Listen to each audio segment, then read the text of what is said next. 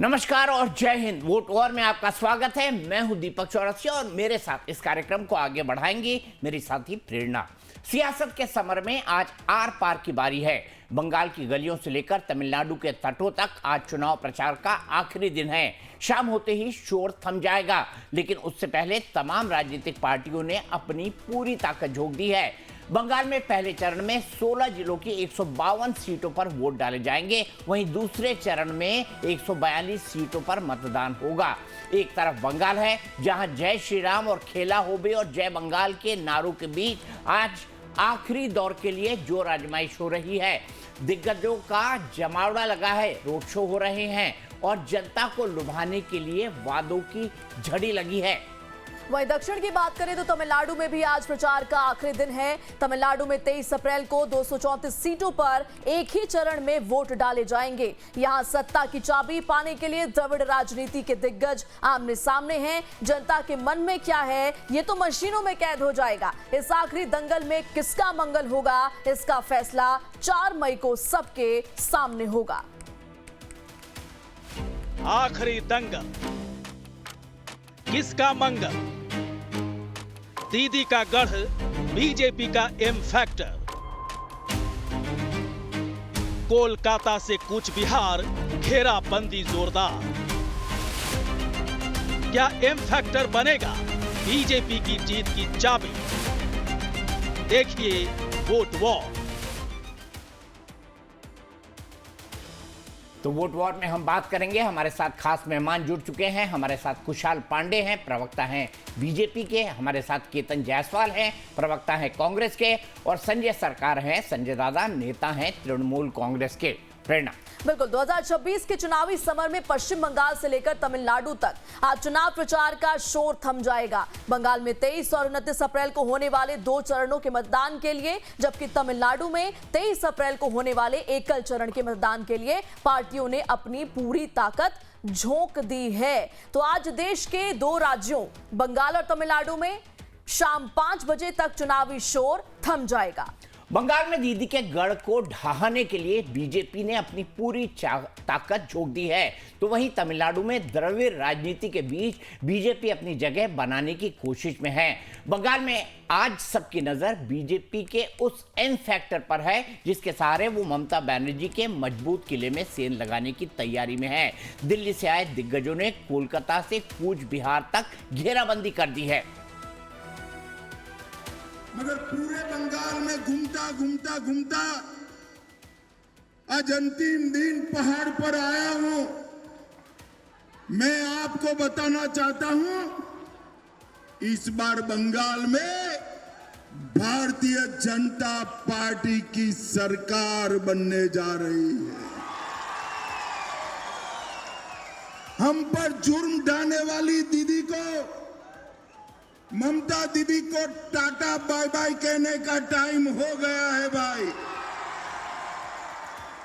और मैं आज ढेर सारी उत्तर बंग, दार्जिलिंग और सिलीगुड़ी के लिए बात करूंगा,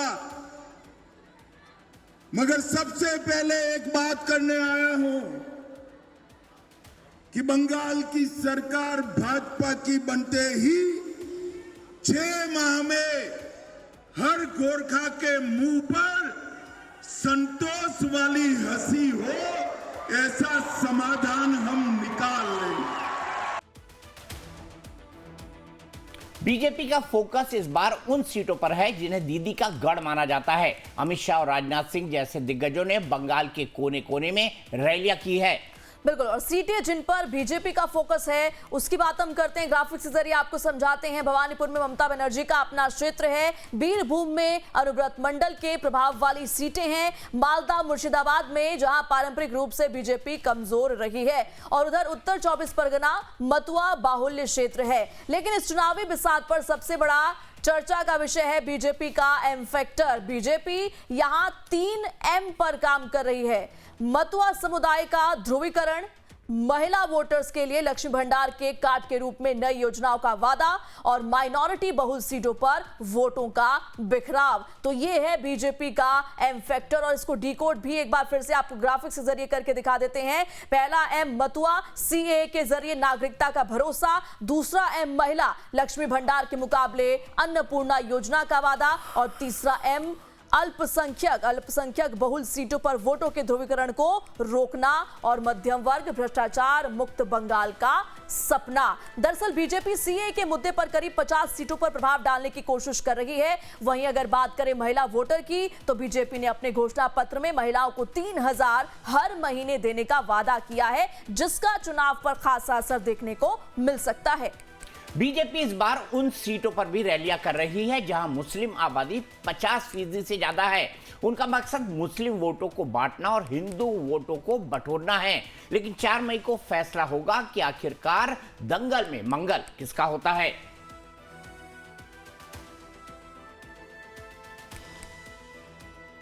तो इस बीच बोलिए प्रेरणा, बोलिए। बिल्कुल, और देखिए कुछ ग्राफिक्स जरिए आपको डेटा बता देते हैं कि एक तरफ हमने आपको बताया कि बीजेपी का एम फैक्टर क्या है, दीदी का एम फैक्टर क्या है। 2011 में ममता ने नारा दिया था, आपको पूरा डिकोड करके बता रहे हैं। मां माटी मानुष का नारा दिया था ममता बनर्जी ने। दीदी का एम फैक्टर आपको समझा रहे हैं, वामपंथियों के 34 साल के शासन का अंत हुआ था। इसके अलावा 2016 में 4M का नारा दिया गया टीएमसी की तरफ से, ममता बनर्जी की तरफ से, मां माटी मानुष, और इसमें महिला भी जोड़ दिया गया। तो 3M से ये 4M तक पहुंचा। टीएमसी को दूसरी बार सत्ता यहां पर मिलती है। तो कैसे एम फैक्टर का इस्तेमाल टीएमसी ने किया वो आपको बता रहे हैं। 2021 में महिला वोट के सहारे हैट्रिक, 50% महिलाओं ने वोट दिया ममता बनर्जी को। बीजेपी को 37% केवल महिलाओं का वोट मिलता है। पहली बार विपक्ष का दर्जा बीजेपी को मिला।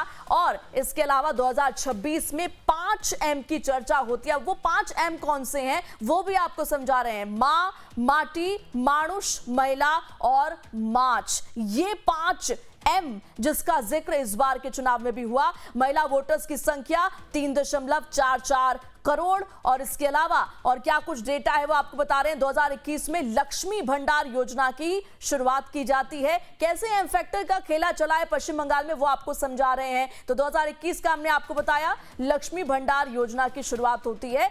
और दीपक जी, मुझे लगता है कि एम फैक्टर इस बार भी क्या कुछ खेला कर सकता है, क्योंकि इसमें बहुत सारे एम है, महिला भी है, मानुष भी है, माटी भी है और अब माच भी ऐड हो गया है। मां माटी मानुष उनका पहला नारा था, इसी नारे के आधार पर चलती थी। लेकिन सबसे दिलचस्प प्रेरणा ये है कि ये मार्च क्यों ऐड हुआ है।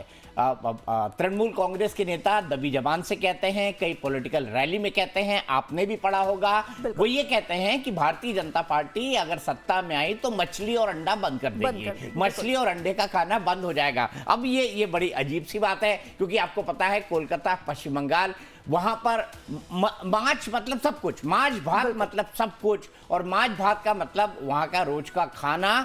और वहां पर जितनी पूजा होती है ना, उसमें भी मछली को रखा जाता है। जितने रिचुअल्स होते हैं शादी के अंदर, अन्नप्राशन के अंदर, बाकी जगहों पर जो औपचारिक डिनर और लंच होते हैं, उसके अंदर माछ को रखा जाता है। तो मेरे ख्याल से यहाँ पर माछ के सहारे भारतीय जनता पार्टी इस राजनीति को, भारतीय जनता पार्टी के खिलाफ टीएमसी इस राजनीति को साधने की कोशिश कर रही है। सीधे चलते हैं, संजय दादा से इसका जवाब लेते हैं, वो बड़ी दिलचस्प जवाब देते हैं। तो संजय दादा के पास चलते हैं। संजय दादा, बीच में मत बोलिएगा, कुशाल पांडे भी हमारे साथ जुड़ गए हैं। संजय दादा बताइए, ये माछ कहां से आ गया? आप क्यों बोल रहे हैं कि बीजेपी सत्ता में आई तो माछ और अंडे बंद कर देगी? नहीं, हम तो उसको पहले दिखाएंगे। लास्ट टाइम आपको एक वीडियो दिखा नहीं पाया था, हमको बहुत अफसोस हो रहा था। आप चैलेंज किए थे। देखिए, ये जोगी जी जो है, जोगी जी मजार के अंदर जा रहे हैं। हम कैमरामैन को बोलेंगे इसको जूम करके थोड़ा दिखाने के लिए। आप बोला कहाँ है, दिखाइए। आप पहले ये देख लीजिए, तो लास्ट टाइम आप दिखा नहीं पाए तो मेरे को बहुत प्रोटोकॉल में गए हैं पीएम के साथ भाई, वो प्रोटोकॉल में गए हैं। ठीक है, तो नहीं, आप बोले हैं जोगी जी मजार में नहीं जाता, चादर नहीं चढ़ाते, लेकिन इसको पहले आपको हम दिखा दिया भाई। चादर नहीं चढ़ाई उन्होंने, ना टोपी पहनी, वो प्रोटोकॉल था पीएम के साथ जाने का। आप कॉन्स्टिट्यूएंशियल क्लब का वन ऑफ द मेंबर, वहां पर हम लोग पहले जाते थे। आप भी मेरा पुराना में जाने पहचाने, इसके लिए हम आपको सर तो ऐसे बात नहीं करेंगे तो कैसे कर सकते हैं बताइए। अच्छा तो ठीक देखिए, है ठीक है बहुत अच्छी बात है। मुझे ये बताइए कि मांस खाना बीजेपी बंद कर देगी, ये बात कहां से आई संजय दादा? देखिए, ये पहले दिल्ली में चितरंजन पार्क में भारतीय जनता पार्टी को गुंडा लोग आके वहां पर बोला यहाँ मछली बेचना नहीं सकते हैं।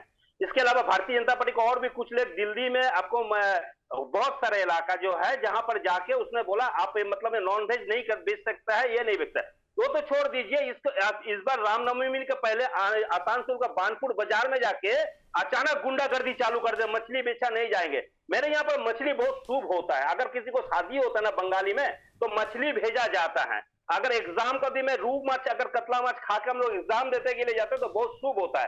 काली माँ का अगर पूजा जिस दिन नियम भंग होता है पूजा के बाद में मछली खाया जाता है। जब दुर्गा पूजा होता है, दुर्गा पूजा दशहरा का दिन का हम लोग को यहाँ पर मछली खाया जाता है।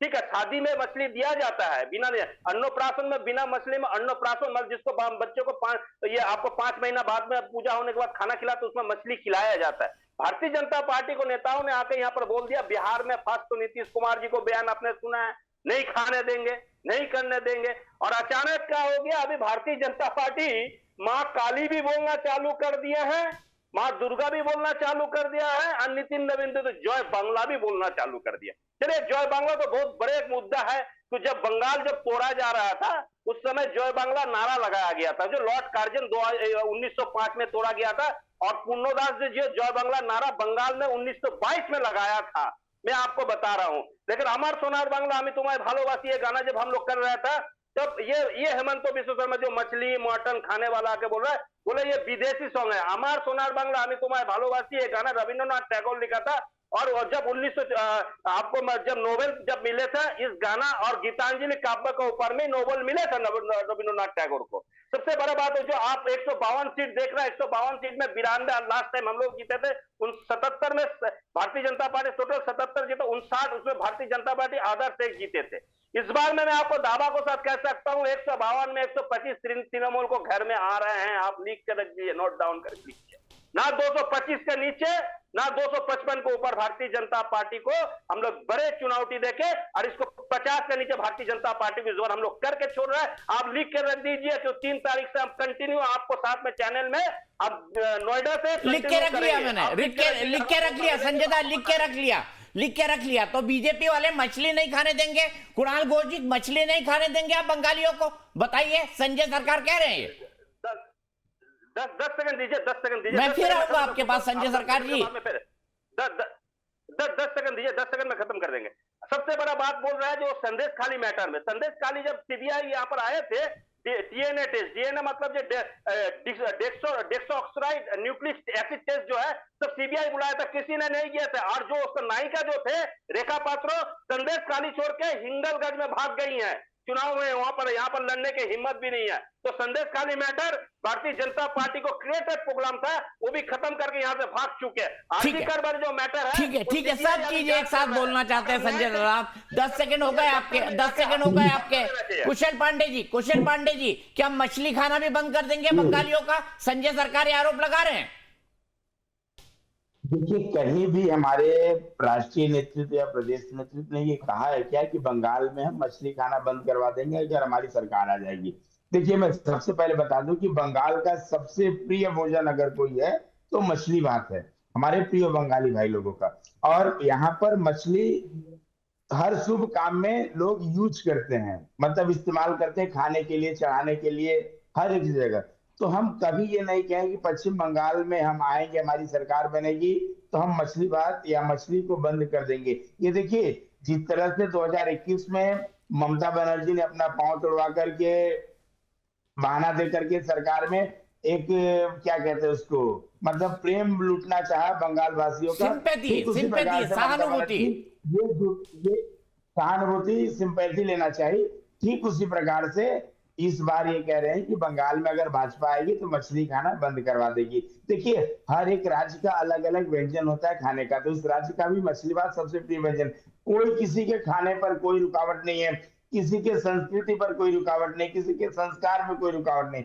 ये सिर्फ एक तृणमूल कांग्रेस एक प्रोपेगेंडा रेडी कर रही और कुछ नहीं है। और बात जो दूसरी कह रहे हैं कि रेखा पात्रा को लेकर के, रेखा पात्रा जी को देखिए, हमारी पार्टी भारतीय जनता पार्टी है, हमारी पार्टी अगर निर्देश दी शुभेंदु अधिकारी जी को भवानीपुर से लड़ने के लिए, तो शुभेंदु अधिकारी जी ने भवानीपुर से भी चुनाव लड़ रहे हैं। अगर हमारी पार्टी रेखा पात्रा जी को जहां पर चुनाव लड़ने के लिए भेजी है, रेखा पात्रा जी वहां चुनाव, ये पीसी और भाइपों की पार्टी नहीं है, ये अभिषेक बनर्जी और ममता बनर्जी की पार्टी नहीं कि जो अभिषेक चाहेंगे या जो ममता बनर्जी चाहेंगी वही होगा। ये हमारा राष्ट्रीय नेतृत्व तय करता है कौन कहां पे चुनाव लड़ेगा और कौन कहां पे चुनाव नहीं लड़ेगा। और ये दिल्ली की बात कर रहे थे कि दिल्ली में मछली के दुकान पर जाकर के लोगों ने कहा कि यहाँ पे मछली मत करो। देखिए मेरे पास ये सूचना नहीं है, मैंने ये न्यूज भी नहीं देखा हूं कहीं पर, लेकिन मैं बता देना चाहता हूँ संजय जी की जानकारी के लिए कि हो सकता है, देखिए हर एक राज्य का जो क्या होता है, व्यवस्था होता है या संस्कार जो होता है, संस्कृति जो होता है, बहुत अलग होता है। हो सकता है कहीं मंदिर होगा, अगर उसके अगल बगल में कोई बेच रहा होगा तो इसलिए मना किया, खाने के लिए मना नहीं किया गया होगा। खाने के लिए पूरे भारत में लोग नॉनवेज खाते हैं, किसी के खाने पर कोई पाबंदी कोई भी राजनीतिक दल नहीं लगा सकती है, ये सिर्फ झूठा आरोप है। भारतीय जनता पार्टी हर एक उन वर्ग के साथ में है जो हर एक वर्ग के लोग हमारे साथ जुड़े हुए, या हमारे देखिए हमारे लिए नेशन फर्स्ट है, हमारे लिए नेशन फर्स्ट है और इनके लिए इनकी पार्टी फर्स्ट है। तो ये सारी आरोप लगते रहेंगे। ये कह रहे हैं कि 4 तारीख को आपके चैनल में बैठेंगे, 4 तारीख को मैं भी आपके चैनल में बैठूंगा। इस बार दीदी की विदाई तय है। बंगाल की जनता ने ठाना है कि डबल इंजन की सरकार पश्चिम बंगाल में बनाना है। ये बंगाल की जनता ठीक है, मैं यहाँ पर एक ब्रेक के लिए रुक रहा हूँ, और प्रेरणा ब्रेक के बाद एक बड़ी ब्रेकिंग न्यूज आ रही है जो हमारे यहाँ लग चुकी है, लेकिन ब्रेक मजबूरी है। ब्रेक के तुरंत बाद वो बड़ी ब्रेकिंग न्यूज जो इस पश्चिम बंगाल में चुनाव का पूरा परिदृश्य बदल सकती है। तो इस वक्त एक बड़ी ब्रेकिंग न्यूज आ रही है पश्चिम बंगाल से। ये पश्चिम बंगाल से ब्रेकिंग न्यूज है, चुनाव आयोग ने जो अर्धसैनिक बलों की तैनाती की है उसको लेकर केंद्र और ममता सरकार के बीच इस मसले पर तनाव बढ़ गया है। कोलकाता में केंद्रीय बलों की बैठक पर भड़की टीएमसी। कोलकाता में केंद्रीय सशस्त्र पुलिस बल की बैठक में फौजी कब्जे की साजिश उसको बताया गया है। कल सीएपीएफ की एक बहुत बड़ी बैठक हुई थी और इसको फौजी कब्जा बताया गया है, बैठक को बताया गया है अभूतपूर्व और असंवैधानिक। अब प्रेरणा इसमें दिक्कत क्या है? दिक्कत यह है कि पश्चिम बंगाल में ये आरोप अभी भी लगता है कि पश्चिम बंगाल के अंदर जो चुनाव होता है वो फ्री एंड फेयर नहीं होता। वहाँ पर चुनाव पूर्व हिंसा होती है, चुनाव के पश्चात भी हिंसा होती है। हमने 2011 में इन तस्वीरों को बहुत अच्छे ढंग से देखा था। इसीलिए भय वर्सेस भरोसा, और बीजेपी बार बार कहती है कि अगर पश्चिम बंगाल में एक बार फ्री एंड फेयर इलेक्शन हो गया तो उसमें भारतीय जनता पार्टी का मुकाबला टीएमसी नहीं कर पाएगी। इसीलिए जो अर्धसैनिक बल आ रहे हैं उन अर्धसैनिक बलों पर ममता बनर्जी आपत्ति जता रही हैं। संजय दादा, हर चुनाव में हर राज्य के अंदर अर्धसैनिक बल आते हैं, तो इसको फौजी कब्जा क्यों कह रहे हैं? देखिए, बंगाल को जिस तरफ से बदनाम करने की कोशिश कर रहे हैं मोदी जी, अमित शाह जी, ये बहुत भयानक और बहुत खतरनाक चीज हो रहा है। जैसे लग रहा है जो बंगाल में जंग लड़ रहे हैं। मेरा लग रहा है बांग्लादेश को साथ में, साथ तो, और नेपाल को साथ में, और भूटान, तीनों तो है बॉर्डर, इसके अलावा चौथा तो कोई बॉर्डर नहीं है। मेरे लगता है यहीं कहीं जंग चल रहा है। हकीकत जंग तो यह नहीं चल रहा, बंगाल को जनताओं को साथ जंग लड़ रहा है। जो आपको लड़ाई वाला जो गाड़ी जो घूम रहता है, ये घूमना चाहिए मणिपुर में। आपको मालूम है मणिपुर में लास्ट 3-4 दिन में 15 आदमी को मौत हो चुके हैं, एक सैनिक को भी मौत हो चुके हैं जिसमें गोली में मारा गया है। जहां आग जल रहे हैं वहां पर चल रहे हैं। त्रिपुरा में एडीसी के लड़ाई में देख गया गया वहां पर क्या स्थिति है। त्रिपुरा मोता को सर बीजेपी को सर लड़ाई चल रहा है। असम में आपको मालूम है सिलचर साइड में और आपको तिनसुकिया साइड में क्या चल रहा है। वहां ये गाड़ी तैनात नहीं है, तैनात बंगाल में जंग वाला गाड़ी बंगाल के रास्ते में घूम रहा है। क्या वातावरण देना चाहता है बंगाल को? संस्कृति आज बंगाल का जनता बंगाली मान नहीं पा रही। चुनाव पूर्व और चुनाव पश्चात हिंसा संजय सरकार होती है ना पश्चिम बंगाल में, टीएमसी पर आरोप लगता है ना चुनावी हिंसा का। नहीं, पेट्रोलिंग करने दीजिए, मेरे कोई आपत्ति नहीं, लेकिन जंग वाला गाड़ी जो आप मूवमेंट करा रहे हैं कि क्या मतलब जो जनता को तरह मैसेज जा रहा, आप बताइए। अरे यार तो सैनिक बल जंग नहीं लड़ते भाई, संजय सरकार की है जहां पर नहीं, कभी नहीं घुमा है, कभी नहीं हुआ। ये पहले बार हम देख रहे हैं। मेरे नॉलेज में, मैं भी 91 से कंटिन्यू पार्टी कर रहा हूं। मैं एक बहुत छोटे कार्यकर्ता से हम आप दीपक जी आपको जानकारी है, हम वॉल में मतलब चुना करते करते करते करते हम यहाँ तक पहुंचे हैं। निशान के साथ हम लोग को पैसा नहीं था उस समय कम्युनिस्ट को साथ लड़ने के लिए, नींबू पानी का पैसा भी पार्टी नहीं था, आज भी नहीं देते हैं। ठीक है, लेकिन वहां पे कुशल पांडे जी एक क्विक जवाब, क्या जंग वाली यानी जो जिन गाड़ियों का इस्तेमाल सेना युद्ध के दौरान करती है उसका इस्तेमाल किया जा रहा है पश्चिम बंगाल में टीएमसी के कैडर को डराने के लिए, वोटर्स को डराने के लिए? देखिए, अगर किसी राज्य में कोई सुरक्षा बल आता है चुनाव के समय में, तो राज्य के जो वोटर हैं और राज्य के जो निवासी हैं वो कभी नहीं डरते। ये डर तृणमूल कांग्रेस के कार्यकर्ताओं को है और डर तृणमूल कांग्रेस के नेताओं को है कि जो चुनाव जीतने के लिए जो षड्यंत्र, देखिए में ये जंग वाला गाड़ी पूछा है, तो मैं नहीं कुछ बोल रहा था, मुझे नहीं हम पूछे मुझे कहने चुनाव में ये चलता है। आप पश्चिम बंगाल को नहीं आप दिखाइए, एक तस्वीर दिखाइए, संजय दादा एक दूसरे के ऊपर नहीं है, राज्यों में है क्या? तो किसी अन्य राज्यों में है क्या? हमारे 350 कार्यकर्ता मौत के घाट उतार चुके आप लोगों ने। किस राज्य में आप विपक्षी दलों ने? मेरे 54 कार्यकर्ता शहीद हुए हैं। विपक्ष के पार्टियों को 300 कार्यकर्ताओं को मौत के घाट उतारा है। आप बताइए हमें, उस एक राज्य का नाम बताइए हमें। तो आपका राज्य पश्चिम बंगाल, जंग वाला गाड़ी चलेंगे क्या? जंग वाला गाड़ी चलेंगे? क्या हुआ था कल मोतियापुर में? क्या हुआ था हमारे राकेश सिंह जाके किसी को राकेश सिंह जाके हथियार से उसी को हमला किया है, हथियार से राकेश सिंह हमला किया है, हथियार लेकर राकेश सिंह पर हमला किया है, राकेश सिंह किया है, राकेश सिंह ओसी को जाकर हथियार से मारे हैं, हथियार से मारा है। वहां पर ऑफिसर इंचार्ज को हथियार से मारा राकेश सिंह। ठीक है, आप दोनों यहीं रुक जाइए। संजय सरकार जी, आपको धन्यवाद और पहले फेज के लिए अग्रिम शुभकामनाएं हमारी तरफ से। आपको best of luck. Kushal Pandey ji, आपको भी बेस्ट ऑफ लक।